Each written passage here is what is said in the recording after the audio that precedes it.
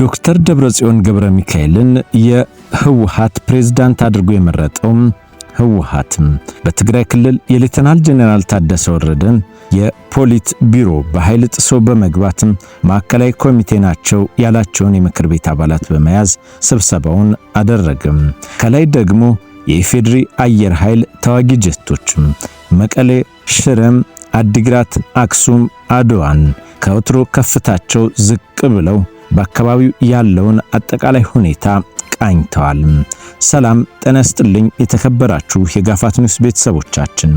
ለመሆኑ በትግራይ በታሪክ ለመጀመሪያ ጊዜ ሁለት ፕሬዝዳንቶች ግጭት ውስጥ ያስገባ ክስተት ከመሆኑም ባለፈ የፌዴራል መንግስቱንም ቀጠናዊ ትስስርም ያለው ጦርነት ሊፈነዳ ጫፍ ላይ ደርሷል። ሌተናል ጄኔራል ታደሰ ወረደ የትግራይ ክልል ጊዜያዊ አስተዳደር ስልጣን በጉልበት እየተያዘ ነው ሲሉ ጩኸታቸውን ማሰማት ጀምረዋል። ማክሰኞ ዕለት በተደረገው የትግራይ ክልል የቀድሞ ምክር ቤት ስብሰባ ፕሬዝዳንትነትን የተመረጡት ዶክተር ደብረጽዮን ገብረ ሚካኤል የሚመራው ካቢኔ ስብሰባ ማድረግ መጀመሩን ተከትሎ ሌተናል ጄኔራል ታደሰ ወረደ የጊዜያዊ አስተዳደሩ ስልጣን በጉልበት እየተያዘ መሆኑን ነበር የፌዴራል መንግስቱ ይወቅልኝ ሲሉ ጩኸታቸውን ያሰሙትም። ትግራይ ክልል ከ6 ዓመት በፊት በተናጠል ባደረገው አወዛጋቢ ምርጫ የተቋቋመው ምክር ቤት በዚህ ሳምንት የክልሉ ፕሬዝዳንት አድርጎ የሾማቸው ዶክተር ደብረጽዮን ገብረ ሚካኤል የመጀመሪያ የካቢኔ ስብሰባቸውን ዛሬ አርብ ሚያዝያ 30 2018 በኃይል ጥሰው በመግባት ፖሊት ቢሮ ላይ ማካሄድ ጀምረዋል። ምክር ቤቱ ወደ ስራ እንዲመለስ ያደረገው ህዝብም ወያነ ሓርነት ትግራይ ህወሓትም ዛሬ ባወጣው መረጃ የትግራይ መንግስት ካቢኔ የመጀመሪያ ስብሰባውን ማካሄዱን አስታወቀም። ምክር ቤቱ በማክሰኞ ዕለት ስብሰባው ዶክተር ደብረጽዮን ገብረ ሚካኤልን ስራ አስፈጻሚ ምክር ቤት ላይ አስፈላጊውን ማስተካከያ በማድረግ ስራቸውን እንዲያከናውኑ ውሳኔ ማስተላለፉን አሳውቆም ነበር። በጸደቀው ውሳኔ ሐሳብ መሰረት የተሾሙት ፕሬዝዳንት ይህንን የሚያደርጉት ስራ አስፈጻሚ ምክር ቤት አስፈላጊ ማስተካከያ በማድረግ ስራቸውን እየሰሩ እንዲቆዩ እስከ ቀጣይ ምክር ቤት ጉባኤ ድረስ መሆኑንም ገልጿል። በህወሓት የፌስቡክ ገጽ ላይ የተጋሩ ምስሎች እንደሚያሳዩት በዚህ ስብሰባ ላይ የጊዜያዊ አስተዳደሩ ምክትል ፕሬዝዳንት የሆኑት አማኑኤል አሰፋን ጨምሮ በሌተናል ጄኔራል ታደሰ ካቢኔ አባላት የሆኑ ባለስልጣናትን ተሳትፈዋል። ዶክተር ደብረጽዮን በምክር ቤቱ በፕሬዝዳንትነት የተሾሙት በፕሪቶሪያ ስምምነት መሰረት የተቋቋመውን ጊዜያዊ አስተዳደር የሚመሩት ሌተናል ጄኔራል ታደሰ ወረደ በስልጣን ላይ ባሉበት ወቅት ነው። ፌዴራል መንግስት የሁለት ዓመቱን ጦርነት ያስቆመው የግጭት ማቆም ስምምነትም አፍርሷል በማለት የሚከሰው ህወሓት በዚያ የተነሳ ጊዜያዊ አስተዳደሩንም መፍረሱንም ይናገራል። የፌዴራል መንግስቱ እስካሁን ድረስ የህወሓት ውሳኔን ሆነ የክልሉ ምክር ቤት ወደ ስራ መመለሱን በተመለከተ በይፋ አስተያየት አልሰጠም።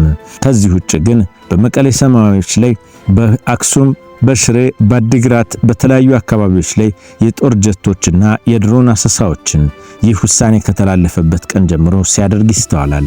በዚህ ወር መጀመሪያ በፌዴራል መንግስቱ ስልጣን ቆይታቸው በአንድ ዓመት የተራዘመላቸው ፕሬዝዳንት ታደሰ በበኩላቸው ዛሬ አርብ ዕለት ባወጡት መግለጫ ካቢኔው መሰብሰቡን ተቃውመዋል። ፕሬዝዳንት ታደሰ በጽህፈት ቤታቸው የፌስቡክ ገጽ በወጣቸው መልእክቶችም ተመርጠናል የሚሉት አካላት ዛሬ በክልሉ ጊዜያዊ አስተዳደር የካቢኔ ስብሰባ አዳራሽ የካቢኔ ስብሰባ መጀመራቸውን ገልጸዋል። የካቢኔ ስብሰባው እየተካሄደ ያለው በጸጥታ አካላት ጥበቃ እየተደረገ መሆኑንም ጠቅሰዋል።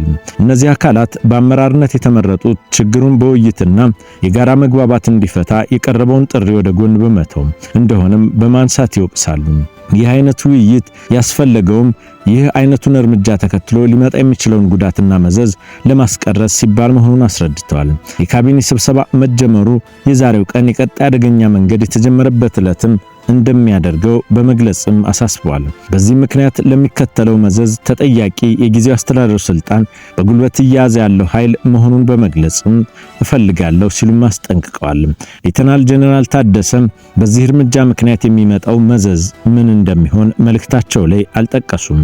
ምናልባት ይህ መዘዝ ግን ኃይል እስከ መውሰድ የሚያደርስ ትግራይን ዳግሞ ወደ ጦርነት የሚከት ከትግራይ ባለፈ ሀገርን አለፍ ሲልም ደግሞ ጎረቤት ሀገራትን ጦር የሚያማዝዝ ሊሆን ይችላል። ዳፋው በቀላሉ የሚተው አይደለም። በዚህም ምክንያት የፌዴራል መንግስቱ በተደጋጋሚ በመቀለም ሆነ በተለያዩ አካባቢዎች ላይ የአየር ላይ ቅኝቶችን እያደረገ ይገኛል። የጊዜያዊ አስተዳደሩ ፕሬዝዳንት ባለፈው ሳምንት ርዕት ከተባለ የበየነ መረብ መገናኛ ብዙሃን ላይ ቃለ መጠይቅ በሰጡበት ወቅትም የፌዴራል መንግስቱ ጣልቃ ሊገባ እንደሚችል ተናግረው ነበረ። ነገር ግን ራሳቸው የፌዴራል መንግስቱ ይህንን እርምጃ እንዲወስድ ጥያቄ እንደማያቀርቡ የገለጹ ሲሆን በዛሬው ዕለት ባስተላለፉት መልእክት ግን ከዚሁ በተቃራኒ ስልጣን በኃይል እየተወሰደ ነው የሚል ሐሳብን ነበር የተናገሩትም። ከትግራይ ጊዜያዊ አስተዳደር ፕሬዝዳንት ሌተናል ጄኔራል ታደሰ ወረደ የተላለፈውም ጥሪ እንዲህ የሚል ነበርም። በክልላችን ከቅርብ ጊዜ ወዲህ አሉም እያደገ የመጣው የተሳሳተ ስሌት የወለደው አደገኛ አካሄድ ብዙ ቀውስ እንደሚያስከትል በተከታታይ ሲገለጽ ቆይቷል። ከዛም ባለፈ ይህ የተሳሳተ አካሄድ በህዝባችን ላይ ሊያደርስ የሚችለውን ወቅስም አደጋ ግምት ውስጥ በማስገባት አደጋውን በልኩ ተረድቶ ምክክርና መግባባት እንዲደረግበትም ተደጋጋሚ ጥሪ ቀርቧል ይላሉ። ሆኖም ተመርጫለሁ ብሎ በቅርብ ያወጀው አካል ጥሪዎችን ችላ ማለትም ዛሬ ሚያዝያ 30 2018 ዓ.ም በሰራዊት ጥበቃ ተደርጎለት በትግራይ ጊዜያዊ አስተዳደር የካቢኔ መሰብሰቢያ አዳራሽ ውስጥ የካቢኔ ስብሰባ ጀምሬያለሁ ብሎም በምስል በተደገፈ መረጃ ይፋ አድርጓል ይላሉ። ይህ ድርጊት የቀጣዩ አደገኛ ምዕራፍ መጀመር ይፋ የሆነበት አጥፊ እንቅስቃሴ ስለሆነ ይህን ህገወጥ ተግባር ተከትሎ በህዝባችን ላይ ለሚደርስ ሁሉን አቀፍ ጥፋትና አደጋ ተጠያቂው ራሱ በጉልበት ያስተዳደሩን ስልጣን ለመያዝ እየሞከረ ያለው አካል መሆኑን ለመግለጽ እፈልጋለሁ ሲሉም አስታውቀዋል። ከዚህ ውሳኔ ጀርባ የፌዴራል መንግስቱ ይህን እንቅስቃሴ ዝም ብሎ አይመለከትም ያሉት ጄኔራል ታደሰ ወረደ ምናልባት በሌላ አማርኛ የፌዴራል መንግስቱ ጣልቃ እንዲገባ እየጠየቁ ነው። የህዝቡን ሰላም ለማደፍረስ የሚደረጉ ማናቸውን ሙከራ እጅግ አደገኛ ናቸው ይላሉ። ይህንኑ ሐሳብ እሳቸው በተናገሩበት ቅጽበትም ወልቃይትና አካባቢው ላይ የህዝቡን ሰላም ለማደፍረስ የሚደረግ ማናቸው ሙከራ ሰራዊታችን እያለ አይሳካም ሲሉ ጄኔራል አበባው ታደሰ ደግሞ መናገራቸው የዚህን አካባቢ ውጥረት ወዴት እያመራ ነው አስብሎታል። የጦር ኃይሎች ምክትል ጠቅላይ ኤታማዦር ሹም ጄኔራል አበባው ታደሰ በምዕራብ ዕዝ ውስጥ ባሉ ክፍለ ጦሮች ተገኝተው የሰራዊቱን ዝግጁነትም ተመልክተዋል። ከእግረኛ ጦር እስከ ሜካናይዝድ ያለውን አጠቃላይ አደረጃጀትም በደንብ አይተዋል። በግዳጅ ቀጠናው መልእክታቸው ያስተላለፉት የጦር ኃይሎች ምክትል ጠቅላይ ኤታማዦር ሹም አበባው ታደሰ የምዕራብ ዕዝ ሰራዊት አባላት በሀገር ሉዓላዊነትና አንድነት ላይ የተደቀኑ ፈተናዎችን ለመቀልበስ አስፈላጊውን ሁሉ መክፈላቸውን ገልጸዋል። ምዕራብ ዕዝ በታሪክ አጋጣሚ ሁሉ ኢትዮጵያ የህልውና አደጋ ሲጋረጥባት በግንባር ቀደምትነት ተሰልፎ መስዋዕትነት የከፈለም ዕዝ ነው ይላሉ። የኋላ ታሪኮቹን በመጥቀስም በህጋዊ መንገድ ህዝብ የተመረጠ መንግስትን በአፈሙዝ ለማስወገድና የህዝብን ሰላም ለማደፍረስ የሚደረጉ ማናቸው ሙከራ ሰራዊታችን እያለም አይሳካም ነው ያሉትም። ለህዝብ የሚጠቅም አማራጭ ሐሳብ ያለው ማንኛውም አካል ህጋዊና ሰላማዊ መንገዶችን ተጠቅሞ ምኞቱን ለማሳካት መስራት እንደሚችልና የዘመኑ ብቸኛ አማራጭም ይህ ብቻም እንደሆነም አስገንዝበዋል። የምዕራብ ዕዝ አባላት ለሀገራቸው ያላቸውን ፍቅር ለቃለ መሐላቸው ታማኝ መሆናቸውን ለሌሎች ሰራዊት ክፍሎችም አርያም እንደሆኑ ገልጸዋል። አሁን ባለው ወቅት ሁኔታው ዕዙም ማንኛውም የውጭም ሆነ የውስጥ ጸጥታ ስጋቶችን ለመመከት በተሟላ ዝግጅትና ቁመና ላይ እንደሚገኝ የተናገሩት ዕዙ በሰው ኃይል በስልጠናና በስነልቦና የታነጸ በመሆኑ ማንኛውም የጥላት ኃይል የመደምሰስ አቅም እንዳለውና መቼ ኃይል መሆኑንም የሚያሳይ ነው ብለዋል።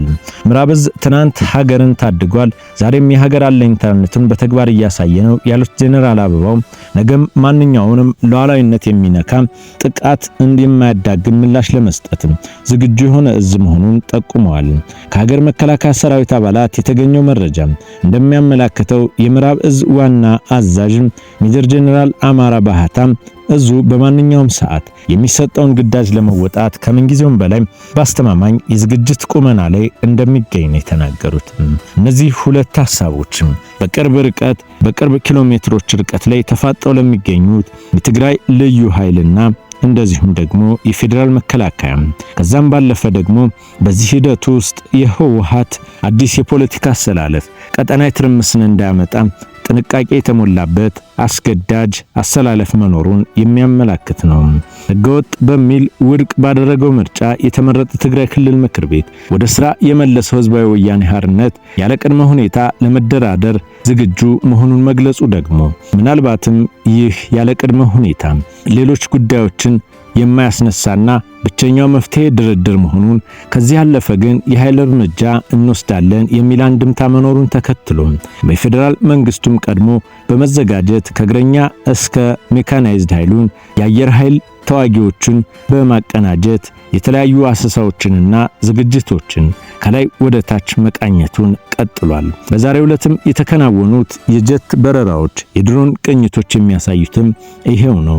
ነገር ግን ለሰላማዊና በድርድር ለሚመጣ መፍትሄ ዝግጁ መሆኑን ያስታወቀው ህወሓት ያለ ቅድመ ሁኔታ የሚለው ሐሳብ ግን ከሰላሙ በተቃራኒ መሆኑን ያሳየ ነው። ህወሓት ከፌዴራል መንግስቱ የቀረበውን ቀጠናን ለማተራመስ ከሱዳን መንግስት እየተባበረ ነው የሚል ክስ መሰረት የለሽ በማለትም ውድቅ በማድረግ ከምክር ቤት አባልነትም ባለፈ የጊዜ አስተዳደሩን ምላሽም ራሱም እየመለሰ ይገኛል። ህወሓት ይህን ያለው ረቡዕ ሚያዝያ 28 ለውጭ ጉዳይ ሚኒስቴር ምላሽ ለመስጠት ባወጣው መግለጫ ነው። ሱዳን ከኢትዮጵያ ግዛት የተነሱ ድሮን በዋና ከተማዋ ካርቱም የሚገኘውን ዓለም አቀፍ አየር ማረፊያ እንዲጠቃ በመግለጽ ያቀረበችው ክስ ማክሰኞ ዕለት ምላሽ የሰጠው የውጭ ጉዳይ ሚኒስቴር የአገሪቱ ጦር የህወሓት ቅጥረኛ ተዋጊዎችን እየተጠቀመ ነው በሚልም መወንጀሉ የሚታወስ ነው።